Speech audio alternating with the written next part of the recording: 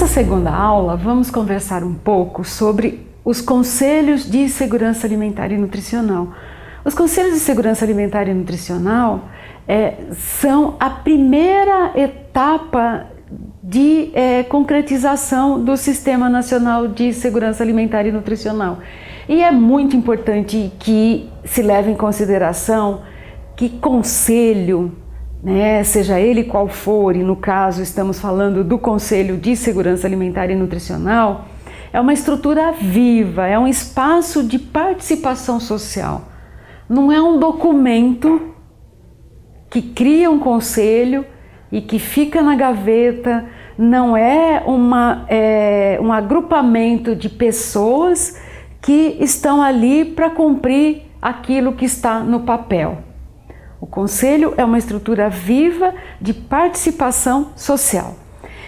Para falar do Conselho de Segurança Alimentar e Nutricional, nós temos aqui uma cartilha, um caderninho, que foi elaborado pelo Conselho Nacional. Como criar Conselho Municipal de Segurança Alimentar e Nutricional.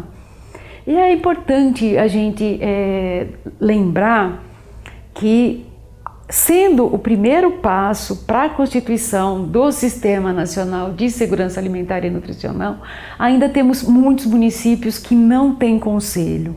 Temos também municípios que têm uma lei que cria o conselho, mas o conselho não está funcionando.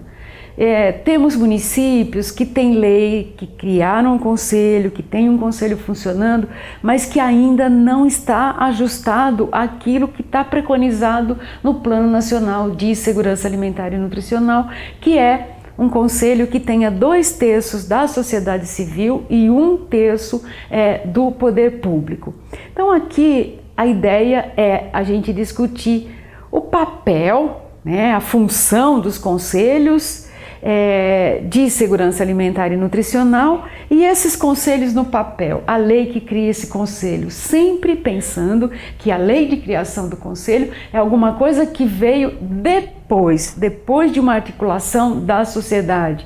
Até antes que tenha esse conselho, é interessante que se tenha um grupo articulador, um grupo gestor das instâncias interessadas em compor um conselho.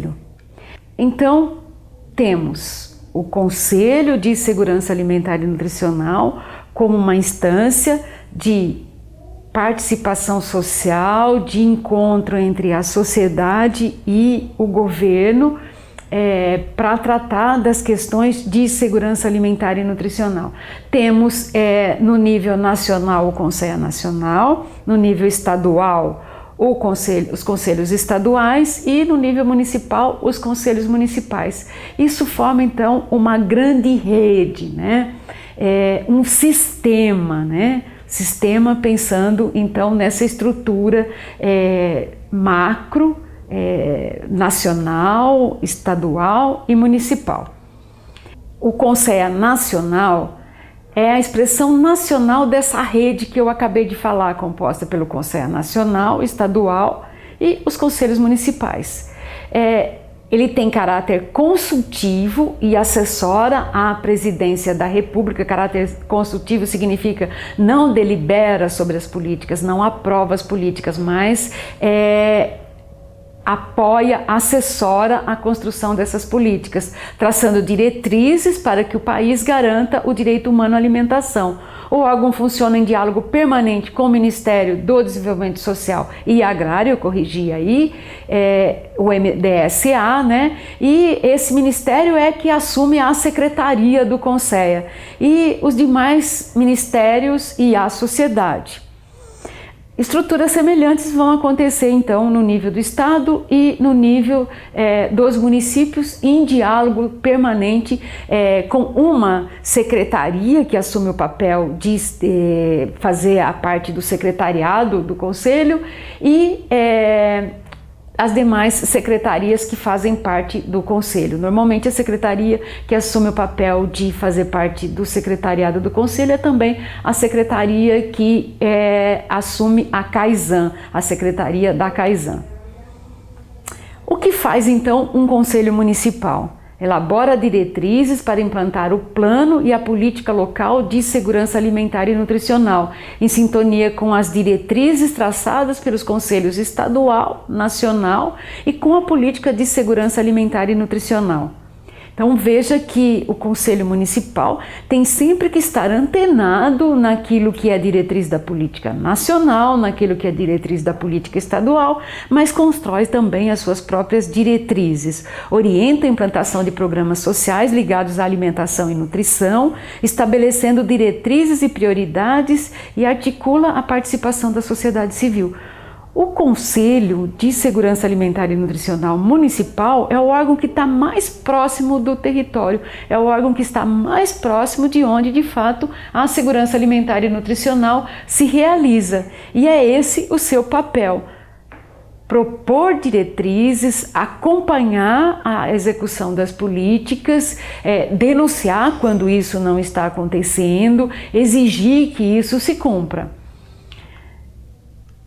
Como é que se formata, então, o Conselho de Segurança Alimentar e Nutricional? Ele é um órgão governamental de vinculação imediata à Prefeitura. Pode estar vinculado ao gabinete do prefeito, na Secretaria de Governo, pode estar vinculado à Secretaria do Desenvolvimento Social ou uma secretaria correspondente, pode estar vinculado à Secretaria da Agricultura e outras. Há municípios que têm, inclusive, Secretaria de Segurança Alimentar e Nutricional. Como é que se coloca, então, os objetivos e competências do Conselho Municipal? Propor as diretrizes gerais para a elaboração e implantação do Plano Municipal de Segurança Alimentar e Nutricional e para a implantação da Política Nacional de Segurança Alimentar e Nutricional no município, implementadas pelo seu órgão executor e demais órgãos e entidades envolvidas no Estado e no município, sempre lembrando que, por ser uma política intersetorial, a execução dessa política ela acontece em diversas secretarias ou ministérios. Articula e mobiliza a sociedade civil organizada para a participação dessa política, realizar e patrocinar estudos que fundamentem as propostas ligadas à segurança alimentar e nutricional. Na verdade, o Conselho se envolve nesses estudos para garantir que se obtenha indicadores, que se obtenha informações sobre a implementação da política. Então, grupos de trabalhos do Conselho podem estar analisando dados e verificando, a partir de dados secundários, como é que essa política vem sendo executada. Criar câmaras temáticas para acompanhamento permanente de temas fundamentais na área de segurança alimentar e nutricional. Os conselhos às vezes têm câmaras que são permanentes e que tratam, por exemplo, da alimentação escolar, da agricultura familiar. Isso não é uma obrigação, mas pode ser papel do conselho. Promover a participação e o controle social. Contribuir para a inserção do Estado ou do município no Sistema Nacional de Segurança Alimentar e Nutricional. Como é que é a composição do Conselho? 1/3 de representantes governamentais das áreas ligadas diretamente ao tema da segurança alimentar e nutricional.